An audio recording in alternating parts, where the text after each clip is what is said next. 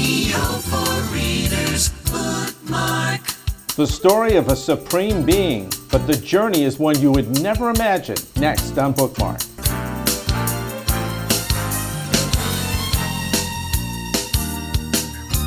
Bookmark. When I first heard this title, I thought, where's he going with this? And then you look at what was a drawing that you made. John Vedder is the author of this book, The Legend of Medes and the Birth of Hell. That's a kind of a scary title. Did you want it to be that scary? No, I didn't. It was not the original title for the book. What was the original title? The Adventures of Medes. Okay. But my editor said that was an inappropriate title. It was not eye-catching, ear-catching, and he said, come up with something different. So I took a few days to think about it and came up with, the editor said that the word legend is stronger than the word adventure. Got it. So I came up, it was the title I finally came up with. The concept came to you in a dream, as I understand it, correct? Yes, in a dream one night. Threw me out of bed about 3 a.m. in the morning, and I rushed out to my computer and just started typing down as much as I could remember before I forgot it. And it included essentially the whole book, names, everything, the date, the setting, everything. It was all in my dream. Okay. This is delicate, but I'll ask it. You weren't under hallucinogenic drugs, or did you eat anything bizarre before you went to bed? This is such a strange story of strange characters, strange language. I'm thinking, wow, how did this come to this guy? I don't know. I don't smoke, I don't drink, and I don't use drugs recreationally. My wife believes that it was a vision from above. Okay. That's what my wife believes. She truly believes. And there is talk about a supreme being in here. Oh, yes. People who have religious faith are going to look at this and they're going to say, that's not the same God that I believe. But the story comes out, and there's a lot of humor through this. And there's some scary moments. And in reading the book before we sat down to talk, the thing that was amazing was there are several times that you think Medes is going to die, and he doesn't die. You turn the page to the next chapter, he's still alive. He's getting up and he's walking away. Well, his body dies a few times. Yeah. But he lives. Oh, yes, he lives. He's an eternal being. And God in this book, or what I believe as the creator, is what I call the ageless one. And I do not describe her form or what she looks like, because nobody knows what God looks like. Well, as they go through this journey, they meet people. Yes. They end up in a brothel at one point. Yes, that's where Skinner's girlfriend lives, or owns the brothel. Yeah, Big Bertha's not really a big person, though. No, she's a real thin, beautiful lady. In the end, readers will be surprised at the end. We don't want to give it away. No, it's the big thing here. No. You don't want to give this away. No. You told me you're going to be surprised at the end. And I'm reading this and I'm thinking, I know where the end is going to go. And then when I got to it, I texted you right away. I'm like, this is not what I thought was going to happen. I was hoping you wouldn't. I told you it's an excellent ending. I was hoping that it would really surprise you. And I hope it surprises all the readers. The readers are going to love this, because the characters take on such depth, but yet it's easy to understand, and it is literally a page turner. You will go through chapters very quickly. I was able to Well, the chapters are short. They're short. Yeah. But it holds your interest. That's Yes. what I like. You never get lost. You never start drifting. Your mind doesn't drift off. Mine sometimes does when reading novels, but this one really held, because I wanted to know what was going to happen next. Well, I didn't stay on any one scene for any length of time. Scenes go quickly, back and forth. It skips throughout the universe. It skips to places beyond the universe. It's all over the place. What's the time element in history?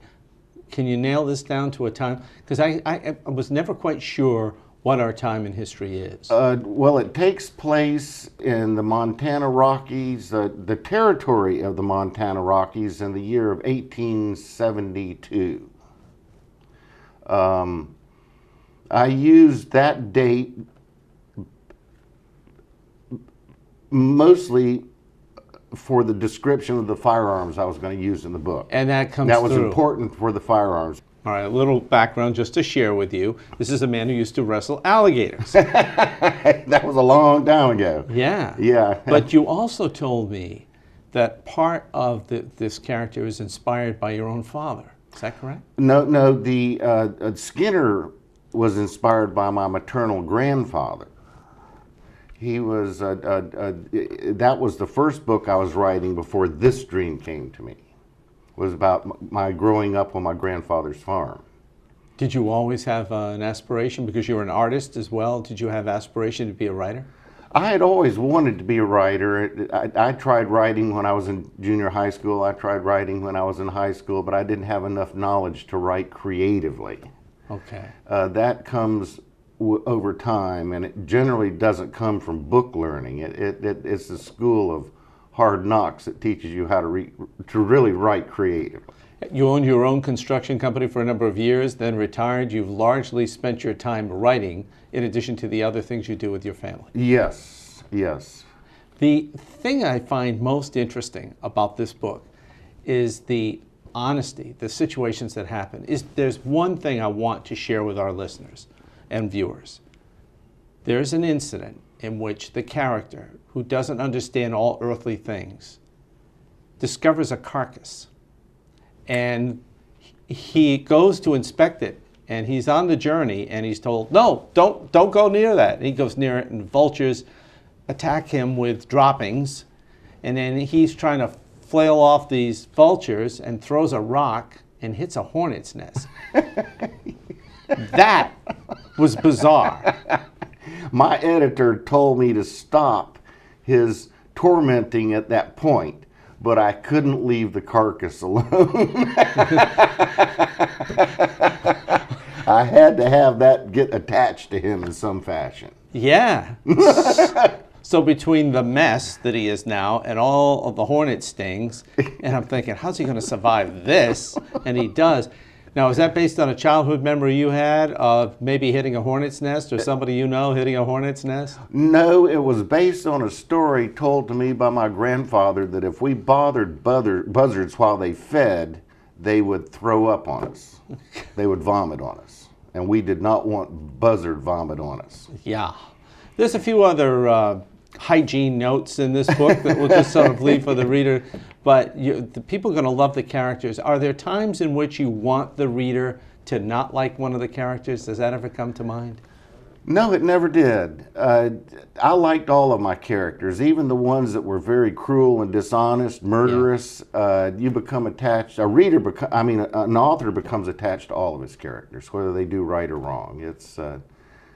They are an essential part of the story.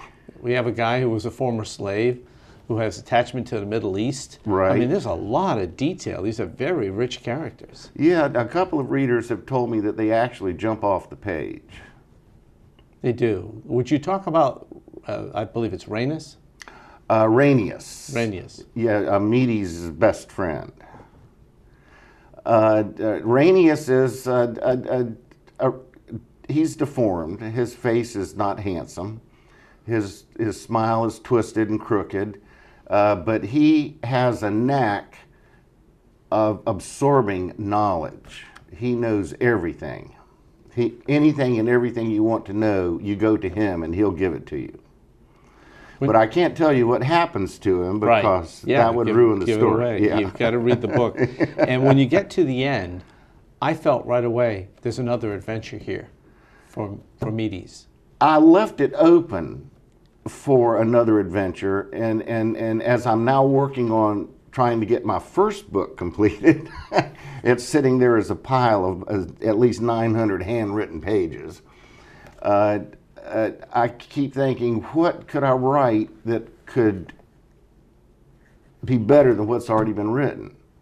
I know how sequels are. They generally are not as interesting or as the original, which scares me. I would love to write a sequel to this, but would it be as written as humorous, as satirical? Would it be as interesting? Would people find it, well, this is not as funny or as well written as the first one? Two things. You were told, don't draw your own cover. You said, heck with it, I'm doing it anyway. It Yes. comes out to be great. Well, thank you very much. You're a classic artist. I think there's artists in your family, am I correct? Yes, my mother graduated from the University of South Carolina with a fine arts degree, and she painted watercolors all of her life, and she still does to this very day.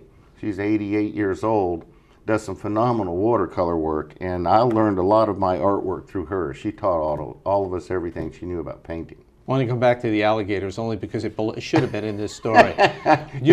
When the next book comes out, I mean, are you going to put in there about tying alligators up and then bringing them into town and letting them loose? Oh yeah, like the one I let loose on the police, the Ormond Beach Police's front yard, huh?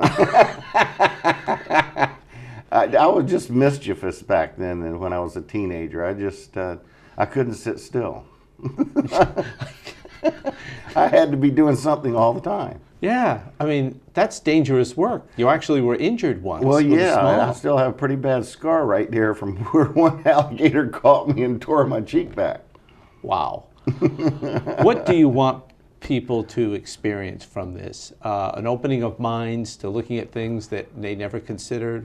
What's the message you want? Well, when I started writing this book, the concept was you have the Bible, the Holy Bible. It tells a story.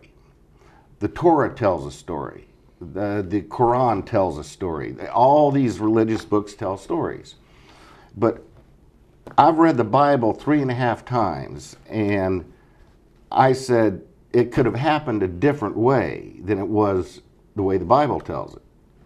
And I wrote this book, A Darkness from Beyond Universe, and how hell was born, based on the Bible, but it happens in a different way, but the characters are still there.